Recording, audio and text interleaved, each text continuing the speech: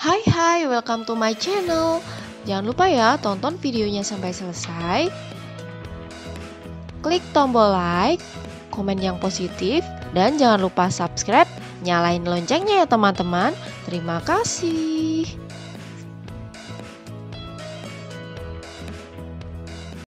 Untuk materi kali ini, saya akan membahas tentang pengemasan produk pengawetan bahan pangan. Oke ya. Langsung aja kita mulai. Untuk yang pertama, pengertian pengemasan. Jadi, pengemasan itu merupakan suatu cara atau perlakuan pengamanan terhadap makanan atau bahan pangan agar makanan atau bahan pangan baik yang belum diolah maupun yang sudah diolah dapat sampai ke tangan konsumen dengan selamat secara kuantitas maupun kualitas. Sedangkan yang dimaksud dengan kemasan pangan adalah bahan yang digunakan sebagai wadah atau pembungkus pangan, baik yang bersentuhan langsung dengan pangan maupun tidak. Untuk yang selanjutnya, tujuan dari pengemasan adalah, jadi untuk pengemasan itu ada beberapa tujuan atau manfaatnya. Yang pertama adalah membuat umur simpan bahan pangan menjadi lebih panjang, menyelamatkan produk bahan pangan yang berlimpah. Contohnya ya, kalau musim panen, kita untuk membawa hasil panen tersebut kita membutuhkan kemasan. Atau misalnya kalau kita membeli produk pangan yang banyak, jadi fungsi dari kemasan itu adalah untuk menyelamatkan agar barang-barang tersebut tidak berhamburan atau tumpah. Selanjutnya, yang ketiga adalah mencegah rusaknya nutrisi atau gizi bahan pangan. Yang keempat, menjaga dan menjamin tingkat kesehatan bahan pangan karena pengemasan itu fungsinya adalah untuk melindungi produk. Selanjutnya, memudahkan distribusi atau pengangkutan bahan pangan. Jadi kalau misalnya bahan pangan akan dipasarkan atau akan didistribusikan ke suatu tempat, itu fungsi dari pengemasan jadi untuk memudahkan distribusi atau transportasi. Yang keenam adalah mendukung perkembangan makanan siap saji. Yang ketujuh, menambah nilai jual bahan pangan. Jadi fungsi dari kemasan itu adalah untuk menambah nilai jual bahan pangan. Kenapa? Karena kita biasanya ya, seseorang itu ingin membeli makanan atau bahan pangan, itu pertama yang dilihat adalah tampilan dari kemasan. Jadi kalau kemasannya menarik, itu akan membuat daya tarik tersendiri dan menambah harga jual atau nilai jual suatu bahan pangan. Sedangkan dari segi promosi, wadah atau pembungkus berfungsi sebagai daya tarik pembeli atau konsumen. Oleh karena itu, bentuk, warna, dan dekorasi dari kemasan perlu diperhatikan dalam perencanaannya. Jadi, yang sudah saya jelaskan tadi, seseorang ingin membeli makanan atau bahan pangan, itu yang pertama dilihat adalah dari tampilan. Jadi, bahan pangan itu biasanya membutuhkan pembungkus atau kemasan yang menarik. Jadi terdiri dari bentuk, warna, dan dekorasi itu kita harus pertimbangkan agar bisa menjadi daya tarik tersendiri oleh konsumen. Jadi banyak diminati oleh konsumen. Jenis bahan kemasan itu ada 3. Yang pertama adalah kemasan primer, yang kedua kemasan sekunder, dan yang ketiga kemasan tersier. Kita akan bahas satu persatu. Yang pertama, untuk kemasan primer. Jadi, kemasan primer adalah kemasan yang berhubungan langsung dengan produk, ukurannya relatif kecil dan bisa disebut sebagai kemasan eceran. Jadi ada contohnya ya, gula pasir. Jadi gula itu sebagai produknya dan plastiknya itu sebagai kemasan primer karena bersentuhan langsung dengan gula. Minuman gelas ya. Minuman itu sebagai media produk dan untuk gelasnya itu sebagai media kemasan primer karena bersentuhan langsung dengan minuman atau teh yang ada di wadah. Untuk yang kedua adalah kemasan sekunder. Kemasan sekunder adalah kemasan kedua yang berisi sejumlah kemasan primer. Jadi, jika tadi kemasan primer itu kemasan yang bersentuhan langsung dengan produk atau dengan makanan, kalau kemasan sekunder ini adalah kemasan yang mengumpulkan beberapa kemasan primer yang dijadikan satu. Jadi contohnya untuk minuman gelas untuk pendistribusian atau untuk mengepak itu biasanya membutuhkan kemasan yang lebih besar, yaitu karton atau kardus. Jadi kardus itu berisi beberapa kemasan teh gelas yang disebut dengan kemasan sekunder. Jadi kardusnya atau kartonnya itu berfungsi sebagai kemasan sekunder. Untuk yang ketiga adalah kemasan tersier. Jadi kemasan tersier itu adalah kemasan yang banyak diperuntukkan sebagai transport. Kenapa di sini disebut sebagai kemasan yang banyak diperuntukkan sebagai transport?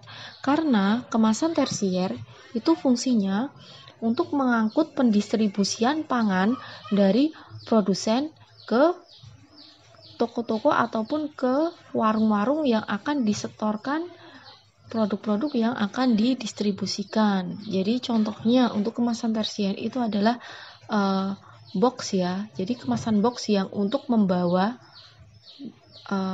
produk dari produsen ke konsumen ya. Seperti itu contohnya ada tas ataupun pendingin dan lain sebagainya. Untuk yang selanjutnya bahan pengemasan. Jadi bahan kemasan itu ada 5. Yang pertama adalah kemasan logam, kemasan gelas, kemasan plastik, kemasan kertas, dan yang terakhir adalah kemasan fleksibel. Yang akan kita bahas pertama adalah kemasan logam. Jadi kemasan logam atau kemasan kaleng adalah kemasan yang paling aman karena kemasan ini dapat melindungi produk dari sinar matahari, uap air, dan oksigen. Jadi biasanya kemasan logam itu banyak digunakan untuk menyimpan minuman atau makanan-makanan kaleng agar kedap udara. Namun kelemahannya adalah mahal dan pembeliannya harus dalam jumlah besar dan aplikasinya juga harus mempergunakan alat penutup kaleng yang harganya cukup mahal. Jadi untuk pengemasan atau pewadahan makanan yang menggunakan kaleng itu membutuhkan biaya yang mahal karena untuk bahannya itu relatif harus pembelian dalam jumlah besar dan menggunakan alat yang harganya cukup mahal. Terus yang selanjutnya adalah kemasan logam. Dapat dibuat dari aluminium dan plat besi lapis timah putih. Jadi ini yang membuat kenapa sih kemasan logam itu mahal? Karena terbuat dari aluminium dan plat besi lapis timah putih. Selanjutnya adalah kemasan gelas atau kemasan kaca. Kemasan gelas sifatnya tidak bereaksi dengan bahan yang dikemas, tahan terhadap produk yang bersifat asam dan basa. Jadi kemasan gelas itu tidak akan bereaksi pada makanan yang dikemas. Jadi dia tidak akan mempengaruhi rasa ataupun mempengaruhi tekstur yang ada di dalam makanan yang ada di dalam kemasan kaca tersebut. Terus yang selanjutnya, kekurangan dari kemasan gelas itu adalah mudah pecah jika terkena benturan dan beratnya cukup berat. Jadi untuk pembawaannya juga untuk pendistribusian atau cara bawanya itu harus lebih berhati-hati karena dia mudah pecah dan lebih berat. Untuk selanjutnya adalah kemasan plastik. Kemasan plastik itu sifatnya ringan, relatif murah, namun masa simpannya relatif singkat dibandingkan dengan kaleng atau kaca. Bisa berbentuk lembaran, kantong plastik botol maupun gelas. Namun ada beberapa jenis plastik yang tidak boleh digunakan karena mengandung zat kimia yang tidak baik bagi kesehatan. Jadi kemasan plastik itu umum digunakan oleh siapa saja karena dia itu sifatnya ringan. Jadi ringan, mudah didapatkan. Namun ada beberapa kantong plastik atau plastik yang tidak boleh digunakan. Jadi biasanya kalau kita membeli makanan itu kita tidak boleh menggunakan plastik yang berwarna hitam. Kenapa? Karena itu ada kandungan zat kimia yang tidak baik untuk kesehatan.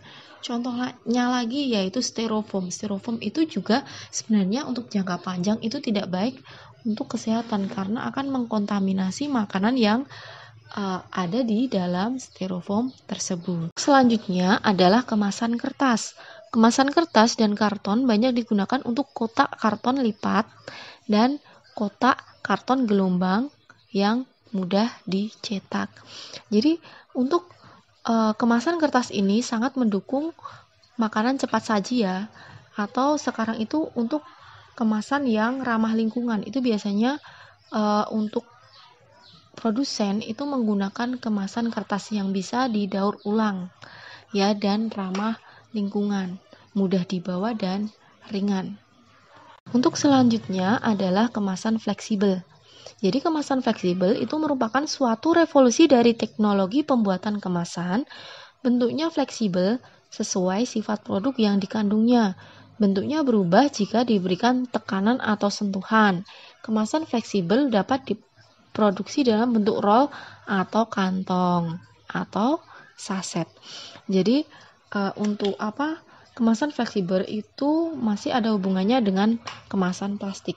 Namun kemasan fleksibel ini biasanya bentuknya itu dapat berubah jika diberikan tekanan atau sentuhan. Contohnya ada minyak ya, minyak goreng, saus, kecap, dan lain sebagainya. Jadi biasanya itu untuk kemasan fleksibel itu contohnya adalah kemasan saset. Jadi itu bentuknya itu seperti produk yang dibungkus. Ya, jadi seperti itu.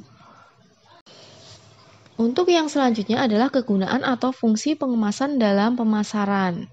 Jadi fungsi pengemasan dalam pemasaran itu adalah untuk mengatur interaksi antara bahan pangan dengan lingkungan sekitar, sehingga menguntungkan bagi manusia yang mengkonsumsi bahan pangan. Jadi kegunaan fungsi pengemasan dalam pemasaran itu adalah untuk memudahkan seseorang yang sedang membeli makanan itu untuk langsung mengkonsumsi di tempat ataupun bisa mengkonsumsi sambil jalan seperti itu. Syarat-syarat pengemasan. Yang pertama, kemasan harus melindungi isi dengan baik dari pengaruh luar. Jadi syarat dari kemasan itu adalah harus melindungi isi dengan baik dari pengaruh luar.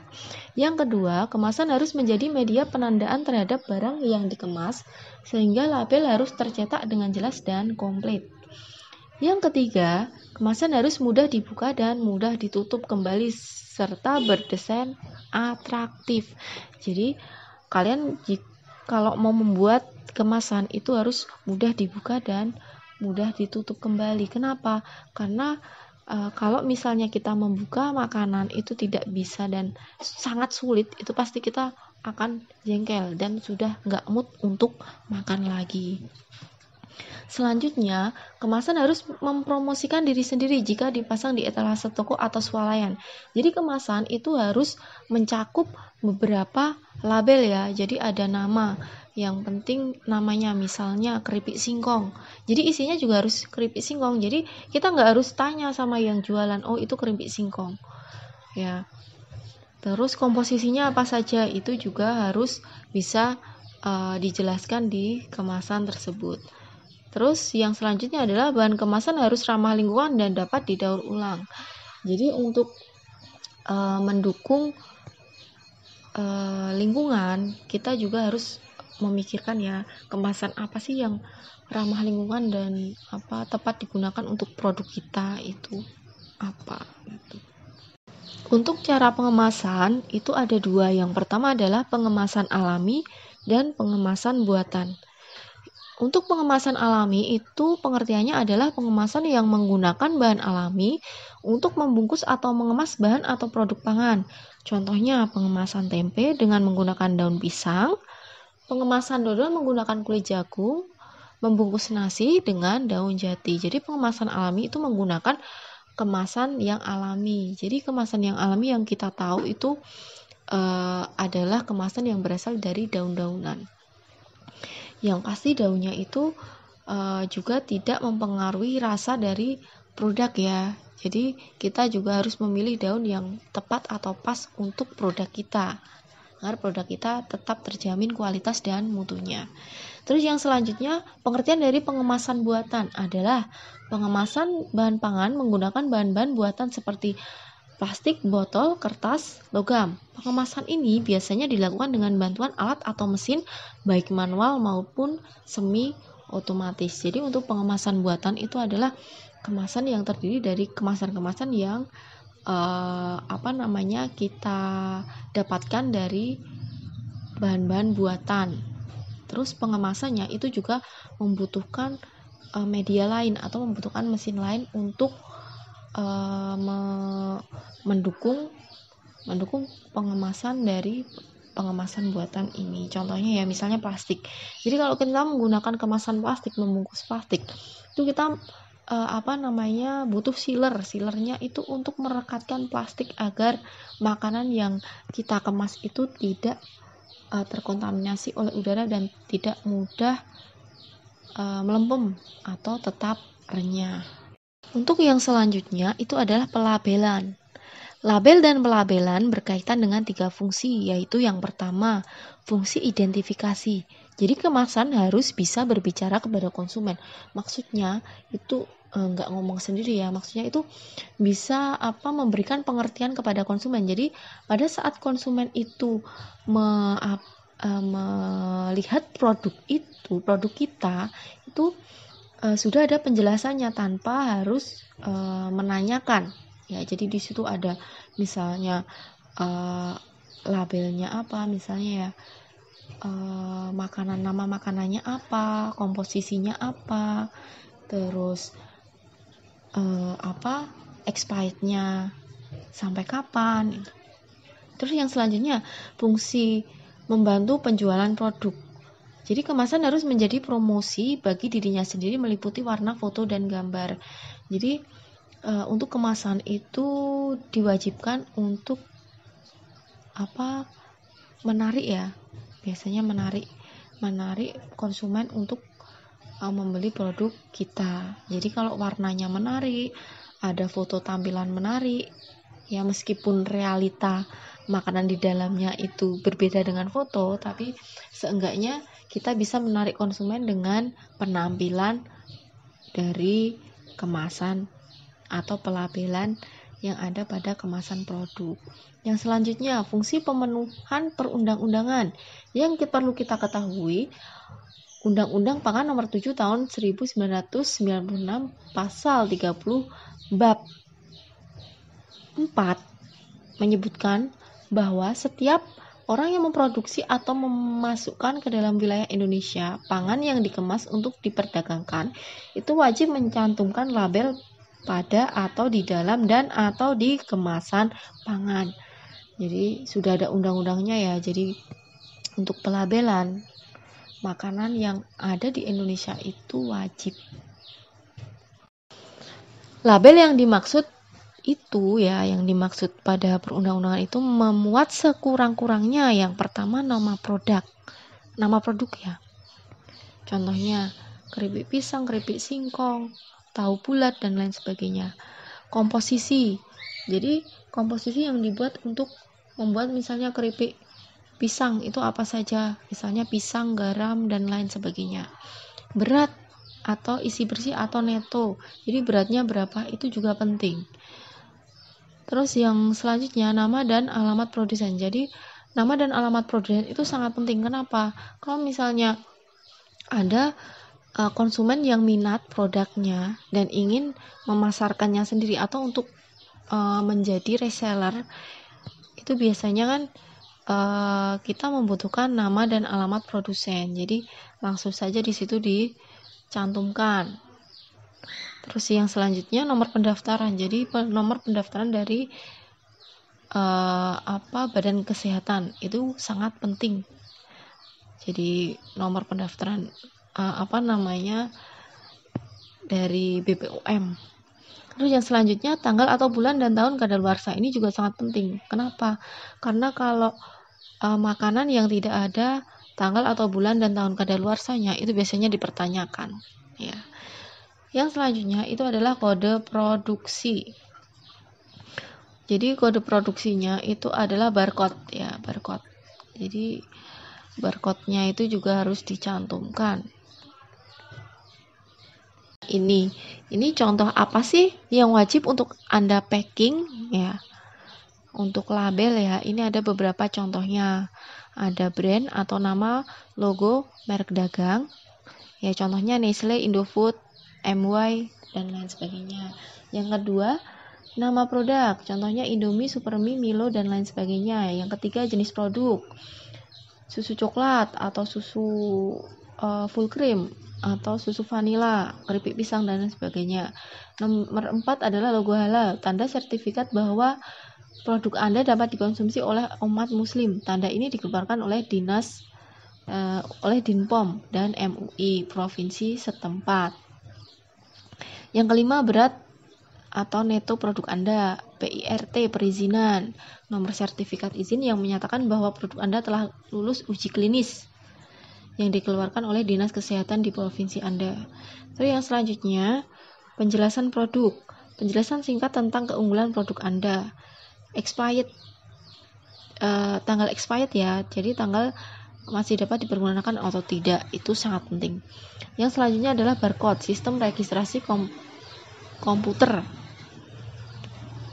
Yang selanjutnya adalah komposisi atau kandungan bahan-bahan yang dipakai untuk membuat produk Anda. Yang selanjutnya adalah kandungan gizi yang dimiliki oleh produk Anda. Yang terakhir adalah alamat dan keterangan produsen. Alamat dari Anda sebagai produsen berguna apabila Anda ada keluhan dari konsumen. Ini ada beberapa contoh kemasan. Bisa kalian lihat sendiri.